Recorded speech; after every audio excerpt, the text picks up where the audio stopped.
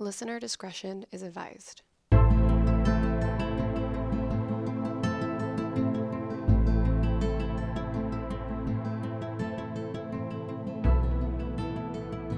Hey everyone, welcome back to the I Should Totally Be Dead Right Now podcast, where we tell true stories of survivors of true crime, natural disasters, and everything else in between.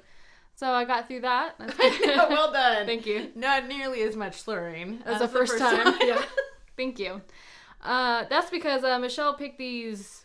Did I pick them? You did. I don't think I picked them. I thought you picked them. No, what are you talking about? Oh. Well, they're fucking fish bowls. Oh, and... because you bought these glasses that are fish bowls. We're like, we're going to make them.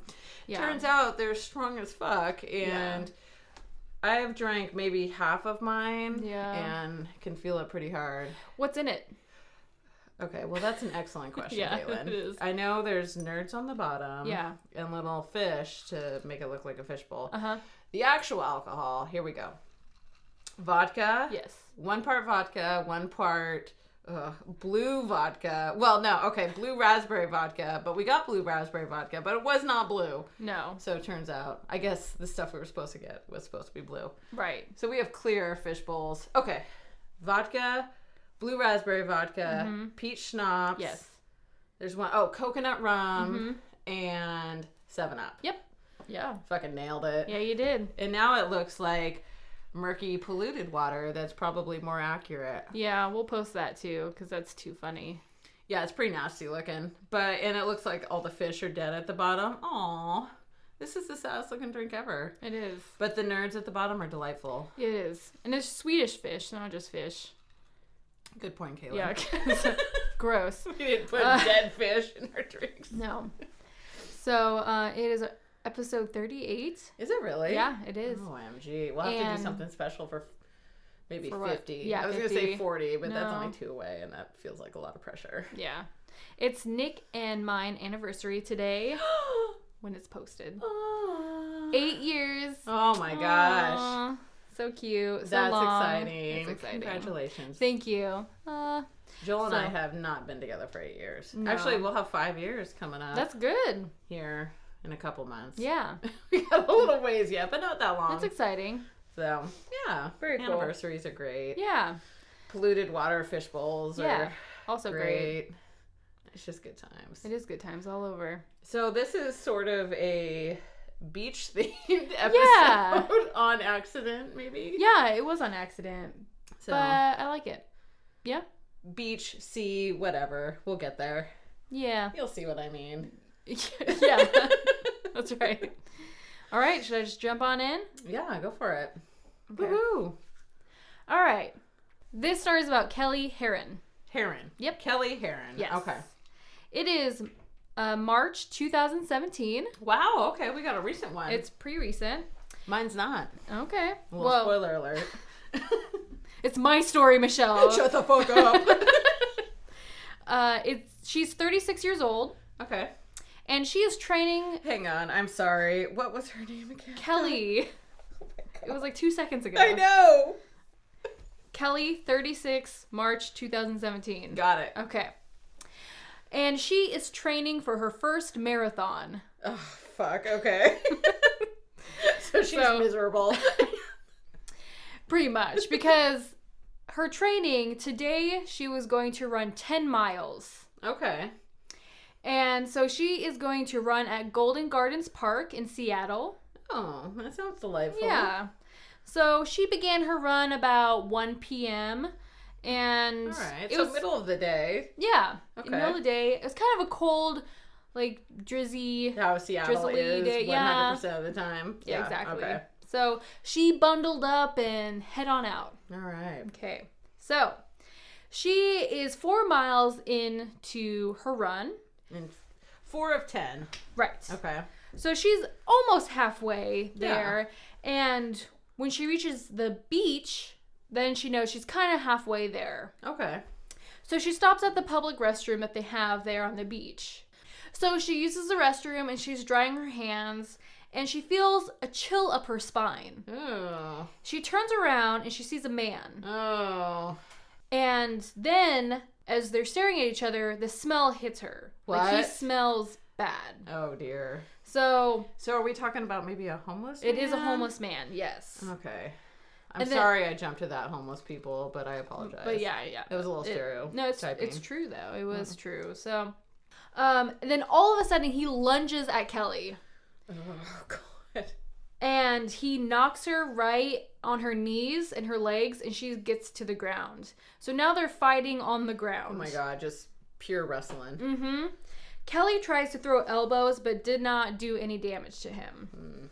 Then she started to remember her self-defense training she took 3 weeks earlier. Oh, shit. That was timely. Yeah, it sure was. Good job, Kelly. So fighting back and making noise was what she learned to like deter attackers. You know, if you're loud and you're persistent and you fight back, they'll be like, it's not worth it, and go away. Yeah, I've heard that. You just gotta keep fighting and keep screaming. Mm-hmm. The first thing that came out of her mouth was, "Not today, motherfucker." Not today, Isis. Not today.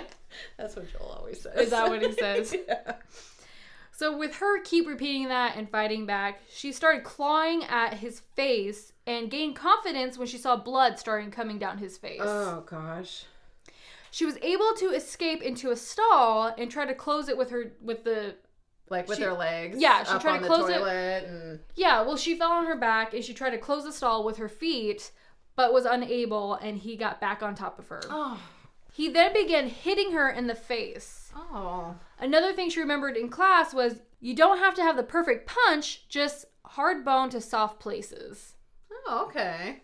We're learning all kinds of good survival techniques here. So I took self-defense classes too, and they said, if you're going to make a mistake, just make a violent mistake, like a hard mistake.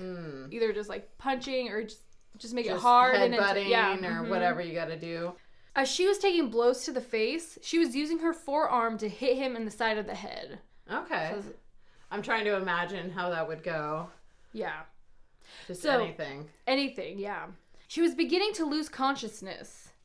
But with one last bolt of adrenaline, Kelly was able to slide out from under him and under the stall and run outside. Oh my goodness. She ran out the door and a passerby had a carabiner. Oh, okay. Yes. Nailed it. Thank Carabiner. you. Carabiner. I know exactly what that is. Good. For the audience who doesn't know what that is, please tell. It's a little round clip that like mountain climbers use and stuff. Hot tip, you can attach one of those to your purse and like attach water bottles and stuff. Oh, yeah. And then you can carry those around in Disneyland. Oh. I did that. That's smart. Okay. Brita like water bottles with the filtration in them. And I carried those on a carabiner. So they used the carabiner to lock the attacker into the bathroom until the police were called in there. Oh, okay. Yeah, so he's locked inside. Good job. So when the police came, the attacker came out without any fight. He was bruised and bleeding still. Yeah, I would hope so. I hope he has gouges all over his fucking face. The man was Gary Steiner, a 40-year-old sex offender from Arizona. Kelly, in shock still, told the paramedics that she could just run to the hospital because she had about 6 more miles left in her run. Oh my God. I'm just going to finish my run real quick. Oh, I love her. Kelly, you're the best. But they convinced her not to. And good. At the hospital, she had to get stitches on her face for how much he was hitting her in the face. Oh my gosh. It was right above her brow. She must have been in shock. Did you say that? Yeah, she was shocked. Oh, okay. Yeah. She had bruises all over her body and had a lower back injury. Her self-defense knowledge was what helped her fight back physically, but also credits her running to help her with her mental strength. While running, you hit like a wall, pretty much, and you feel done and you feel weak and you just want to quit. But she compared it to a pivotal moment during the race when you can either give up or keep running. So it's like, I'm weak. I'm just going to keep on going. I have to say, I was the opposite in my marathon training. I was like, well, I'm giving up now. Right. And we're done. And never ran again. No, yeah. I mean, it's true. When you run that far, like that long, you have to have some type of mental strength because, yeah, probably couldn't well, do and that. I hear, like, especially for marathons, like around mile 20 or something, I think it's around 20, that your body just essentially starts to give up. Right. And you really have to just have the mental Right. wherewithal. Is that the right word? I don't know. Sure. Probably not, but that's okay. To just keep on rolling. Yeah. She said like mile 11, but I mean... Oh, okay. I don't I see. All right. I don't know. Anyways, Gary was arrested. Sorry. He was arrested and faced charges of attempted rape in the second degree and second degree assault. Kelly posted her story on Instagram with a picture of the bathroom, her face, and a screenshot of her GPS tracker, and it went viral. Oh. Mm-hmm. She shared her story on Instagram because she was frustrated on how it was reported on earlier. The headline said, "Woman attacked in bathroom, punched 7 times and escapes." The point of her story was not just that she survived, but how she survived. She learned how to save her own life and was not just lucky, as people kept saying that she was. No, she fucking kicked his ass. Right. Good job. She's Ripped his face open, pretty much. Yeah. All right. She states, "You have to give yourself a fighting chance by arming yourself with a knowledge of self-defense." People said that she was a badass and so strong, but she didn't feel that way. Kelly fell into depression and was dealing with PTSD. Oh, I would too. God. Well, yeah, it's terrifying. I couldn't even imagine. I couldn't even imagine either. She cut her hours back at work. She went to therapy. She did have a good support system, but still felt so much anger at Gary and couldn't focus on anything else. She just wanted to fucking murder him. Yeah, that's what pretty it much. sounds like.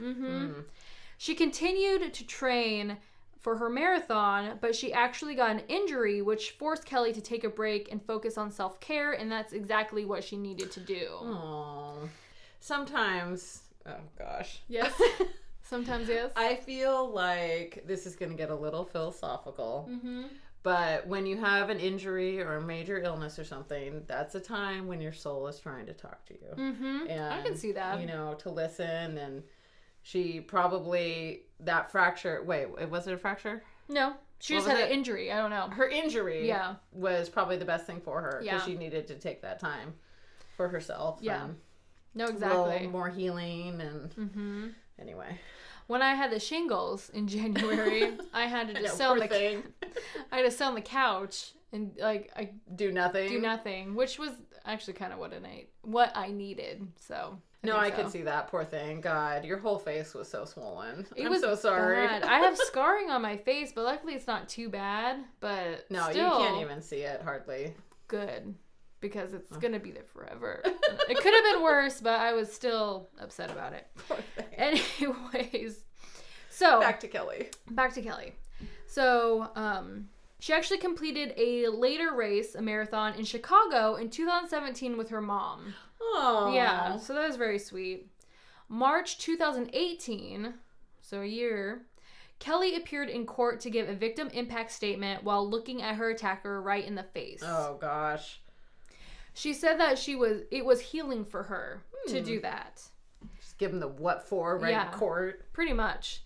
And Gary had assault record against multiple women dating back to the 1990s. So that asshole should be in jail forever. Yeah. That's what I hope. He was sentenced to 3 years in prison. God. Fuck you, justice system. But this kind of sentence was a parole board would determine every 3 years if he should remain in jail or be released.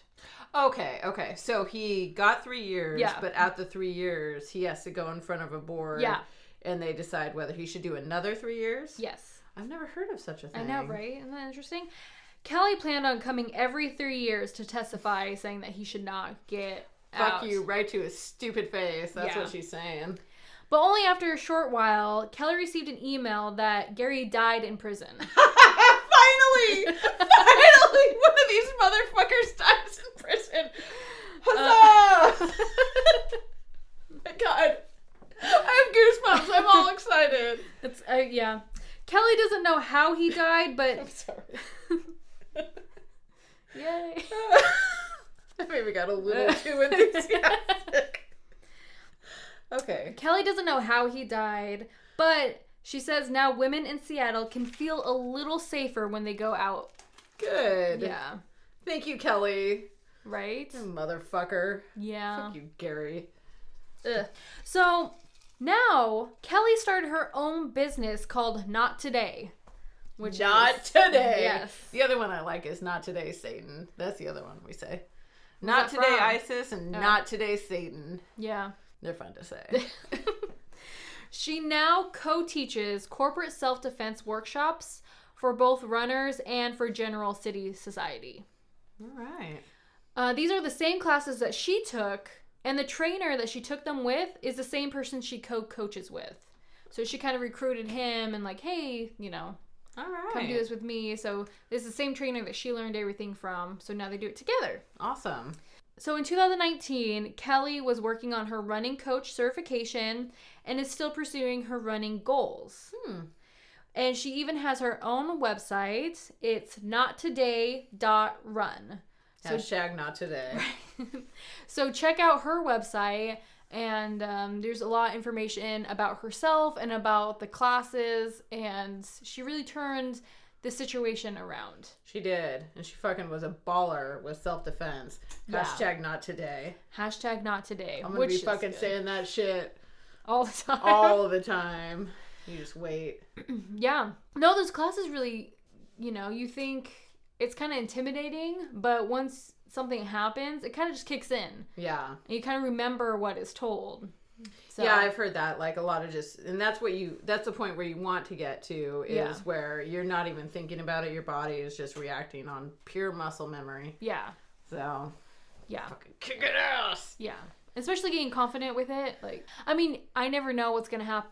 What I would do in a situation, I'm not sure because I've never been in that situation, so I can't say. To think what I would do. Yeah, exactly. Girl, you would lose your shit with a baseball bat on that motherfucker. That is exactly what would happen. But yay, Kelly. Good for you, girl. Fucking kicking ass and taking names. Yeah. I was hoping to get a nerd in the middle of your talk. Oh, yeah. Did you? No. Oh. Little small one. Yeah, small one. Well, your story, yours is about, well, I'm not going to say. Yeah, please don't. Sorry. Caitlin. Ours kind of correlated, you know, beach themed. Okay. Indeed, a little bit. Yeah. So that's exciting. All right. Mm-hmm. All right. Okay. So this story is about Douglas Robertson. Okay. Which I thought was Robinson for the good portion of this story. And I was like, is this where Swiss Family Robinson came from? No, it's not. So... What is his name again? It's Robertson. Oh, Robertson. Okay. So here's a difference. Okay. Douglas Robertson was 18 and living in Falmouth, England. And I apologize if I screwed that up. I probably did. Okay, we're overseas. Yeah. So it's off the southern coast of Cornwall. We are in 1971. Okay, so it is a little older story. Yeah, a little bit older. 70s, like myself. So it's obviously going to be kick-ass. So... Okay, so the Robertson family was kind of down on their luck. Oh. They had a family farm and they were struggling to pay their bills and they were facing bankruptcy. Oh, wow. So Dad Robertson, what's his name? Dougal, 47 at the time. His first name is Dougal? Dougal. Okay. Dougal Robertson. Interesting. Douglas is his name. So we... Oh, okay. Douglas is his son's name. So, okay. Dougal is dad, Douglas is son. Interesting. So, thank you. Okay. No problem. So they, Dougal, Dad Robertson, rolls on home and pretty much announces that he's selling the family farm. They're going to buy a boat and they're going to sail around the world. Oh, shit. That is the solution to his bankruptcy problems. Pretty much like he'd already done it. Oh my gosh. Okay. He announces it. So he buys a boat called the Lucette, a 43-foot schooner, which I don't really know what that means other than it kind of looks like a sailboat / yacht. Oh, okay. So I looked at a picture of it. Nice. Dad had a lot of experience, or some experience, I should say, with big boats, like large naval vessels, but not small vessels, like Lucette. I see. But they all, because they have no farm anymore, all gather aboard and head off on the adventure of a lifetime. Okay. So at this point, we have Dougal, Dad, Mom is named Lynn. Okay. Douglas, sister Ann, she's 19. Okay. Douglas is 18. Okay. And twins, Neil and Sandy, who are both 12. Wow. A couple of Okay. boys. I'm sorry. I just want to be clear that Sandy's a boy. Oh, okay. I don't know if it matters and has no bearing Two on this boys. story. Okay, yeah, no. 2 boys. 2 twin boys, Neil Okay. and Sandy, 12 years old. Cute. So they all get in, and they pretty much immediately sail into a storm. Oh my gosh. So they all got a lot of sailing experience really quickly. Yeah, I bet. So they made it through that all as well, and they end up sailing for a year. So they go to the Caribbean, they go to Jamaica, Oh, they wow. go stay on the Galapagos Islands for 3 weeks, even though I didn't think any humans could set foot on there, but apparently that's not true My at cousin all. just went to the Galapagos. Are you fucking kidding? Yeah. I didn't think people were allowed to go there. Oh, no. I mean, she Well, did. that's what I learned in 7th grade, and I guess that's not true. So they sailed around for a year. That's a good amount of time. Yeah. I don't think I don't think they ever planned to go back. Oh, really? Yeah, like... So their life is just on sea now. Yeah. Okay. That's what the plan is. All right. So after a year at sea, and they were 200 miles away from any land, disaster struck. Oh, no. So a pod of killer whales... Oh. No. Oh. Came around and apparently thought their boat was another whale and just started ramming the boat. Really? Yeah, they were totally attacking it. And he described it as it was like a sledgehammer's just coming at the boat. So Whoa. the boat was taking all kinds of fucking damage. So he said there was water everywhere, the boat was beginning to sink, and Douglas was terrified. It's just like the movie Orca. Oh, I've not seen that. Oh, you haven't seen that? Is that exactly what happened? No. Well, I mean, so it was a guy. He killed the mom and baby orca, and dad orca was pissed.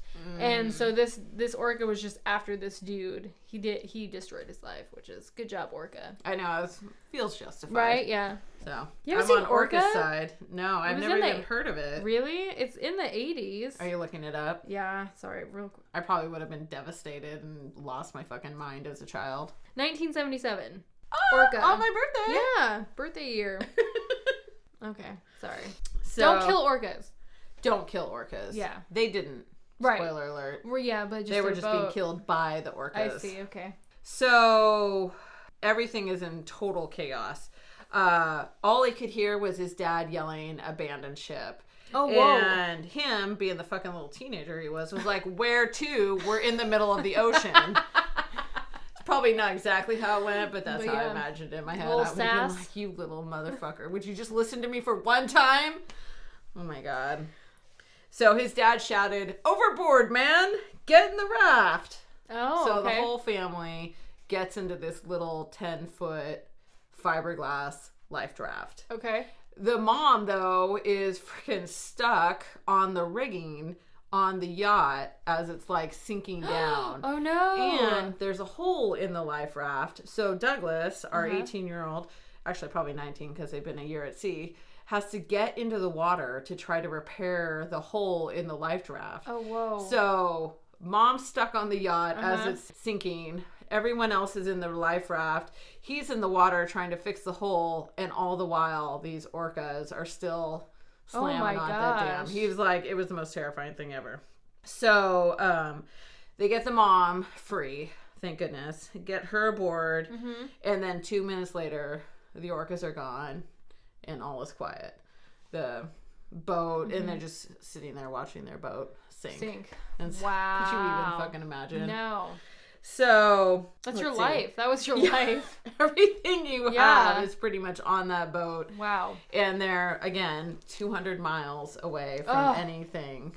So Where do you know where they're headed, or they were just going? yeah, good question, Oh, thank Caitlin. It's coming. Oh, okay. No. Okay. Okay. So for the first 2 days, they were in complete shock. I bet. All they were just like probably still looking at the spot where their boat was gone and just wondering how they were going to die. Are we going to drown, or are we going to starve to death? Right. And I would like to offer up a third option. Yes. They probably could have also been eaten by sharks. Oh. I'm just going to say that as well. Yeah. Like, come on, guys. You don't know Let's what's in get the creative. ocean. Ugh.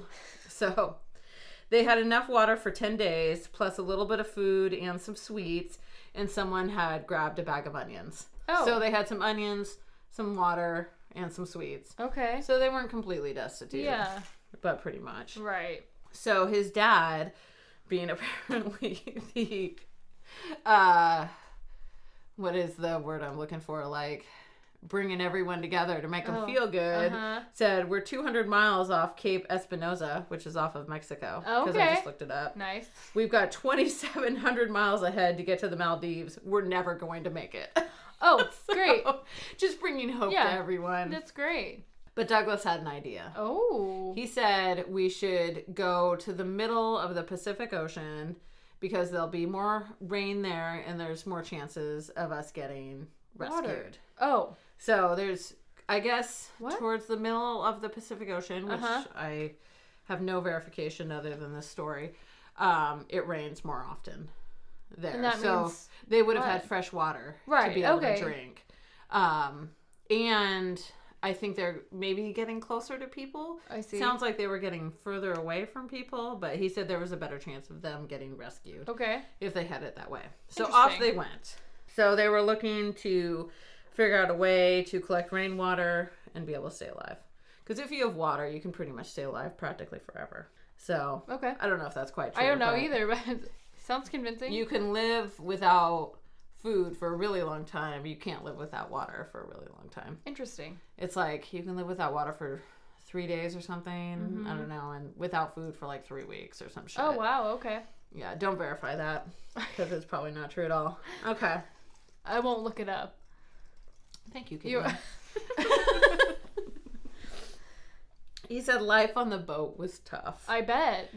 They were up to their knees in seawater. So there was water in the raft and they had no place to like get up and be dry for all of them to be dry. They couldn't I guess they had nothing to like bail it out. Yeah, I'm not sure because I was kind of wondering the same thing and it just wasn't mentioned. They probably tried to, but it was probably always taking on water. I mean, they're in a little life raft in the middle of the ocean. Right.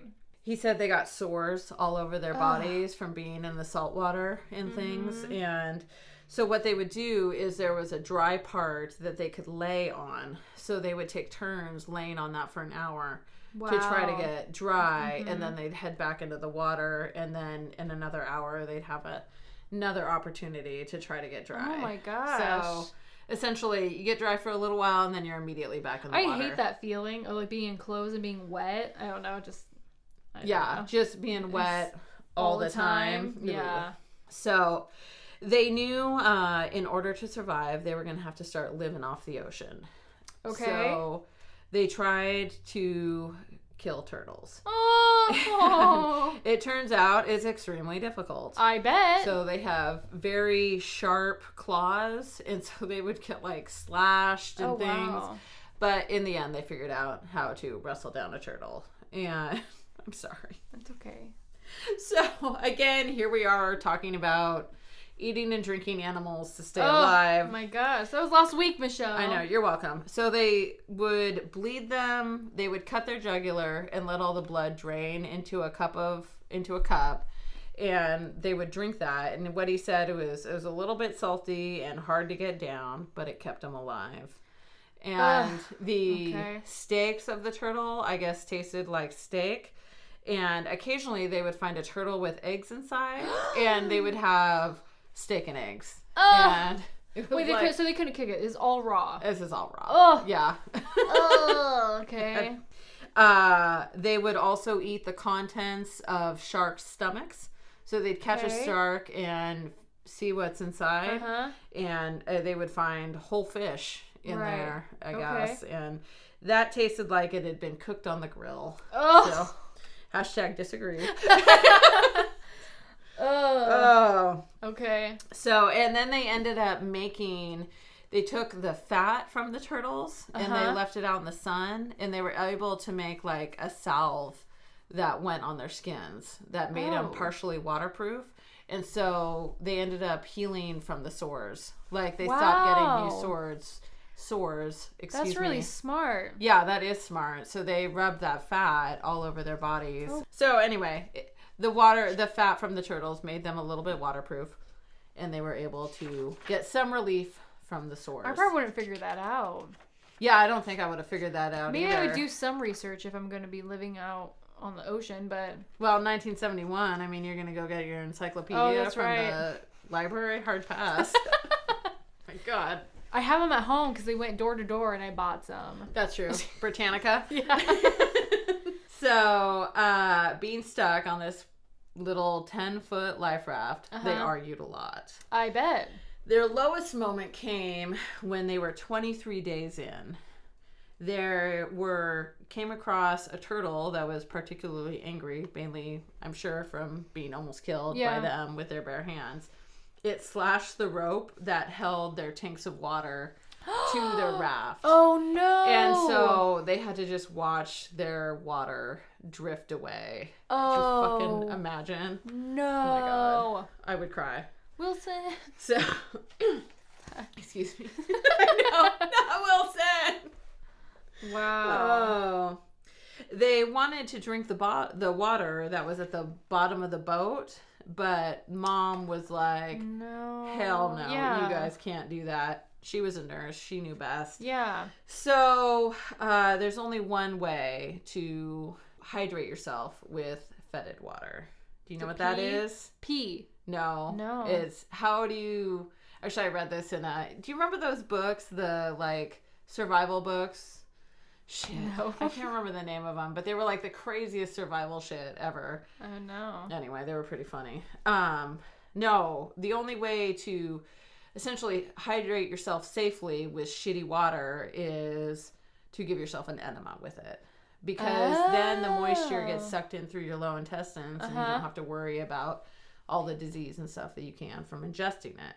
Interesting. So okay. they essentially had to take turns giving each other water enemas to survive because they had no other water. Oh my gosh. It's like the worst. That's some bonding right there. Yeah, no shit.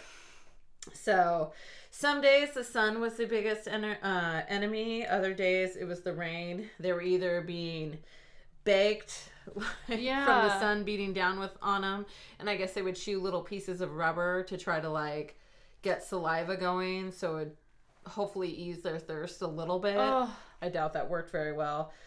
Or it was raining and they were getting tossed about in the ocean in this big storm. So oh my gosh. Yeah, nightmare. Yeah. But among the desolation, he learned to treasure every single day. Oh. So when the sun came up and went down every day, it was like he was just happy to be alive for another day. Okay, that's good. That's good I know thinking. that. I don't think that would be my reaction at all. I'm just gonna jump into the ocean and fucking hope nothing kills me before I drown. That would be my big escape. But so after 38 days of being out to sea, adrift, his plan of going towards the middle of the Pacific paid off. So on the horizon, they saw a Japanese trawler boat coming slowly towards them, and they started jumping up and down like fucking insane people. Yeah, that's exactly what I would do. Yeah. So, and in 1972, they were rescued. Wow. Ooh. So he said they were adrift for 5 weeks, but it took them 20 years to get over it. I bet. 5 weeks is a long time just to be out in the ocean. Oh my gosh. I can't. So Mom and Dad divorced after they got back to land. And Dad died of cancer in 1992. So I'm assuming skin cancer, but maybe. I don't know.